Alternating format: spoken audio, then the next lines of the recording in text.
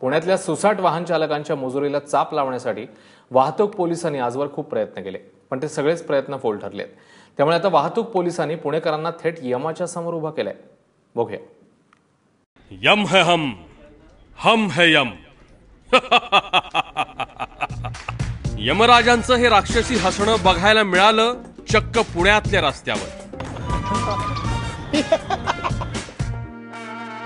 होय मंडळी, सकाळी सकाळी यमराज पुण्यात अवतरले आणि सिग्नल तोडणाऱ्या एकेकाच्या गचांडीला धरून चांगलाच धडा शिकवला। आता यमराज प्रकट झाले म्हणजे त्यांना बघायला पुणेकरांची गर्दी झालीच। कुणी सेल्फी काढत होतं, तर कुणी आपल्यावर यमराजाचा हात पडू नये म्हणून धूम ठोकून पळत होतं। खरं म्हणजे ही आयडिया होती पुण्यातल्या वाहतूक पोलिसांची। स्वतः यमराज आपल्या सोबत आहेत। कशा प्रकारे तुम्ही या ठिकाणी हे नवीन ट्रॅफिकसाठी एक नवीन हे करताय, लोकांना आव्हान करतायत, काय आव्हान? सर, खऱ्या अर्थाने या ठिकाणी मी बऱ्याच प्रमाणामध्ये इथं आल्यानंतर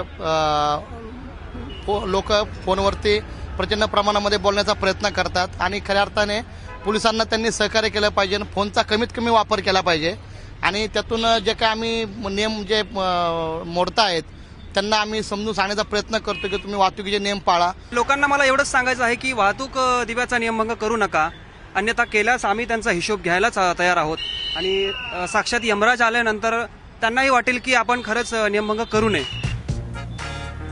किमान आता तरी यमराजाच्या दर्शनानं पुणेकरांच्या गाड्यांचा स्पीड थोडा कमी होईल अशी भाबडी आशा वाहतूक पोलिसांना आहे। मोबाईलवर फोनवरती बोलताना ते बऱ्याचदा काही फसवण्यासाठीच्या आयडिया वापरतात, जसं की कॉड वापरतात, यूट्यूब ब्लूटूथ वापरतात किंवा हेल्मेटमध्ये मोबाईल फोन घालून मग फोनवरती बोलतात। बऱ्याचदा फोनवरती बोलताना अपघातांचं प्रमाण जास्त असतं, कारण तुमचं लक्ष विचलित होतं आणि अपघात होतात। तर ही संकल्पना अशी आहे की तुम्ही सगळ्यांना फसवू शकता, पण तुम्ही स्वतःला किंवा तुम्ही यमराजला काय फसवणार, यमाला कसे फसवणार? तर ती संकल्पना आम्ही राबवली की तुम्हाला आम्ही यमाचं दर्शन घडवतो डायरेक्टली। आपल्या फक्त बोलण्याने कायम दुसऱ्यांना यमदर्शन घडवणाऱ्या पुणेकरांना हा यम जाम आवडला।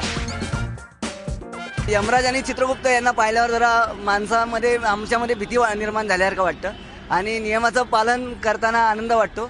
नियम तोडले तर आम्हाला यमराज आणि चित्रगुप्त घेऊन जाणार अशी मनामध्ये भीती निर्माण झालेली आहे। पहिल्यांदा तर भीती वाटली की हा यमराज म्हणजे इथे काय करतोय, पण नंतर कळलं की आपण ट्रॅफिकचे रूल जर तोडले तर आपण जेवढा यमराज आपल्या जवळ येऊन थांबला तेवढाच आपल्या मृत्यू जवळ आहे। आणि यमराजाबरोबर सेल्फी म्हणजे सेल्फी काढताना माणूस जेवढा बरोबर असतो, जेवढा जवळ असतो तेवढाच यमराजाच्या जवळ आहे। त्यामुळे ट्रॅफिकचे रूल पाळायला पाहिजेत। सुसाट गाड्या दामटवताना कधी अचानक खऱ्याखुऱ्या यमराजाची भेट घडेल हे सांगता येत नाही। त्यामुळे पुणेकरांनो, गाड्या सावकाश हाका।